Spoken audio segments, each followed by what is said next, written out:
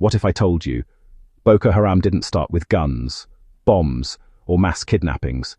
It started with a mosque, a preacher, and a promise of hope. So how did a small religious movement turn into one of the deadliest insurgencies in Africa's history? Today, we uncovered the untold story behind Boko Haram, how it began, how it grew, and how it spiraled into terror. Because to understand where Nigeria is today, we must first understand where this nightmare began. In the early 2000s, northern Nigeria is struggling. High unemployment, extreme poverty, poor education, government corruption. Thousands of young people feel abandoned. No jobs, no future, no trust in the system. And then, a man appears, Mohammed Yusuf, a charismatic preacher in Maiduguri, soft-spoken, confident, convincing.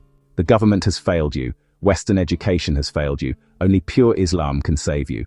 To many young people, this message felt like hope, not violence, hope. He builds a mosque, creates a tight community. People join daily, students drop out of school, families relocate to follow him.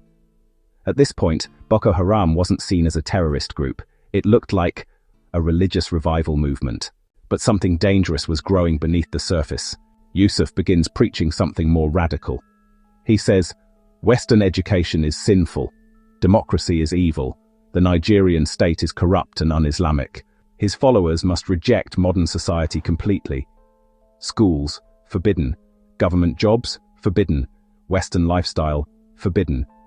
This is where the nickname comes from, Boko Haram, loosely meaning Western education is forbidden. The group isolates itself. They stop trusting outsiders.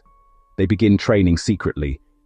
And slowly, faith turns into fanaticism. Then comes the moment that changes everything. 2009. A small disagreement with police over motorcycle helmets. Sounds minor, right? But it explodes. Tensions rise fast. Within days, fighting spreads across Maiduguri. Police stations attacked, churches burned, government buildings destroyed. Very hard. Hundreds are killed. And then, Mohammed Yusuf is captured, alive. But hours later, he is executed in police custody. No detailed trial, no justice, just death. And this moment changes everything. Because now, the group wants revenge. After Yusuf's death, Boko Haram disappears for about a year. Many Nigerians think it's over, finished, gone.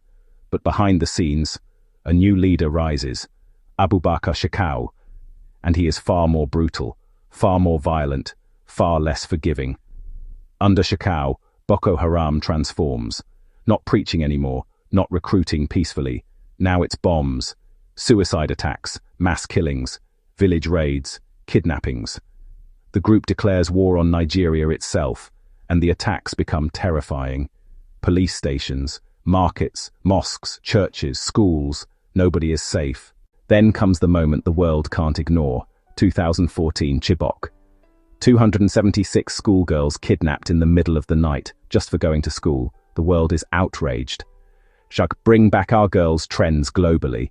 Suddenly, Boko Haram isn't just Nigeria's problem. It became international news. But for people in the north, this wasn't new. They had already been living this horror for years. Here's the part many people don't talk about. Boko Haram didn't grow only because of religion. It grew because of frustration, poverty, corruption, unemployment, broken governance, and anger. When young people feel forgotten, extremists offer them purpose, and purpose is powerful. That's how insurgencies are born. Not overnight, but slowly, quietly, then suddenly. Today, thousands of lives have been lost, millions displaced, entire communities destroyed. But understanding the past is the first step to preventing the future. Because Boko Haram didn't start with terror. It started with frustration. And if those problems remain, history could repeat itself. If you find this story important, like the video, subscribe, and share it so more people understand what really happened. Because some stories must never be forgotten.